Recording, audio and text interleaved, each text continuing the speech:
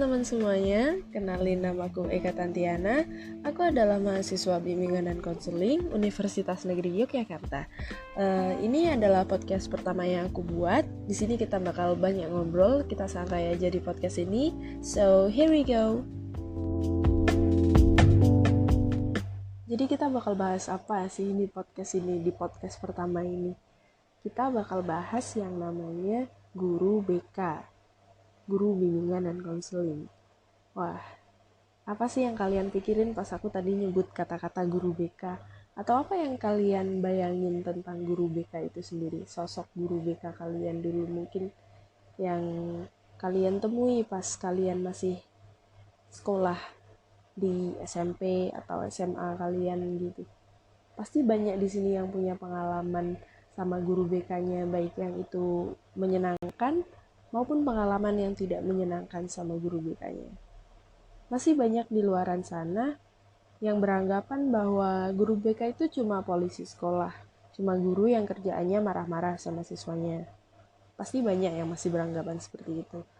Stigma itu memang masih ada dan masih berkembang pesat di luaran sana. Padahal seharusnya guru BK itu punya tugas dan apa sih yang bakal diberikan guru BK seharusnya ke siswanya gitu. Di podcast ini bakal dijelasin secara lebih rinci apa sih yang seharusnya guru BK kasih ke siswanya. Guru BK itu sebenarnya punya banyak banget hal yang harus dikasih ke peserta didiknya. Kayak misal dari bidang layanannya sendiri. Bidang layanan BK itu mencakup 4 hal. Yang pertama itu ada bidang layanan pribadi, yang kedua bidang layanan sosial, yang ketiga bidang layanan belajar, dan yang keempat bidang layanan karir. Apa sih yang bakal dikasih pas bidang layanan itu? Kayak misal bidang layanan pribadi, kalian itu bakal dikasih tentang konsep pemahaman diri.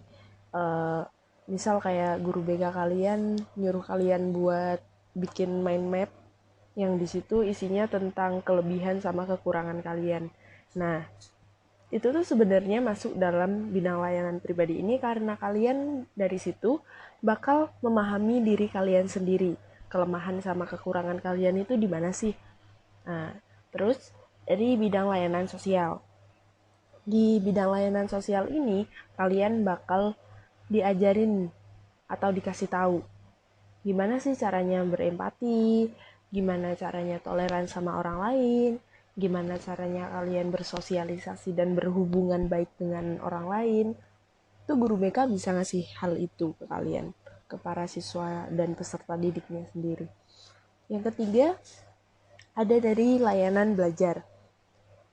Layanan belajar ini merupakan hal yang penting sih menurutku. Kayak di situ kalian masih SMP atau SMA, SMK, kalian bakal dikasih tahu gimana sih caranya milih metode belajar yang paling pas buat kalian. Jadi kalian bisa memahami materi kalian yang kalian pelajari itu dengan baik, terus efektif, terus nggak makan banyak waktu tapi pelajarannya tetap masuk. Itu hal yang penting sih menurutku. Terus ada dari bidang karir. Nah ini, jadi kayak kalian pernah nggak sih dikasih tahu tentang info-info pelatihan-pelatihan apa gitu, terus info-info buat perguruan tinggi, terus yang sejalan dengan karir impian kalian gitu. Nah itu masuk ke dalam bidang karir. Kayak guru BK itu ngasih tahu kalian apa sih, dimana bisa kalian caranya ngejar karir impian kalian dengan ngasih tahu ini loh perguruan tinggi yang pas buat kamu, ini loh yang pas buat kamu. Nah itu tuh masuk dalam bidang karir. Kemudian ada dari komponen program BK itu sendiri. Komponen program BK itu terbagi menjadi 4 juga. Yang pertama ada komponen program dasar, yang kedua ada peminatan dan perencanaan individual, yang ketiga ada responsif, dan keempat ada dukungan sistem. Apa sih yang bakal dilakuin di komponen dasar ini? Dasar, basic kan ya. Jadi kalian itu bakal dikasih kayak semacam informasi melalui apapun itu. Kayak misal guru kalian bikin poster terus dipajang di kelas kalian, itu masuk dalam layanan BK dasar. Kemudian ada dari peminatan dan perencanaan individual. Jadi kalian bakal dikasih tahu kayak gimana sih caranya bikin perencanaan individual yang itu benar buat kalian, yang kalian bakal dibimbing gimana sih caranya menentukan peminatan kalian misal gitu.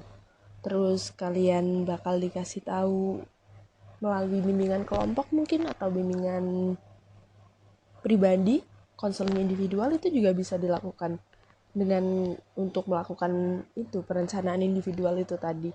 Terus yang ketiga itu ada responsif. Responsif itu guru BK bisa ngasih konseling ke kalian.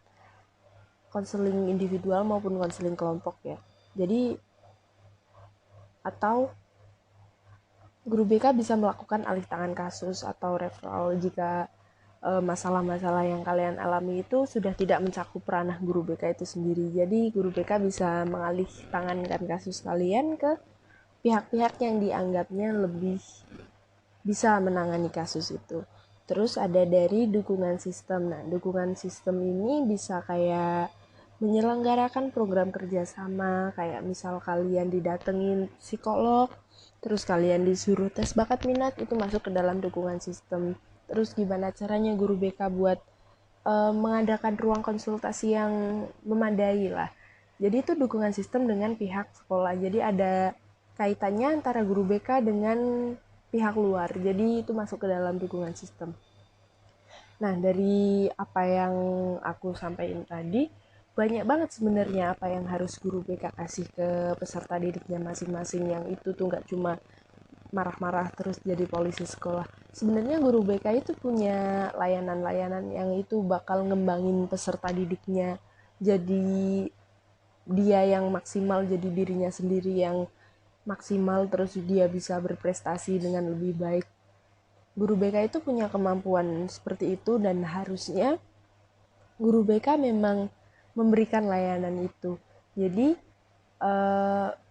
apa yang dikasih ke guru BK, kayak misal kalian nganggap itu hal yang tidak bermanfaat, cuma apa sih bikin mind map doang, itu tuh sebenarnya masuk ke layanan-layanan BK itu sendiri dan itu bakal bermanfaat buat diri kalian masing-masing. So sekian podcast kali ini, cuma ya gitu doang sih, cuma jelasin dikit. Mungkin ada yang mau diskusi lebih lanjut, bisa kita nanti ngobrol-ngobrol lagi lah. So sekian podcast kali ini, see you in next episode.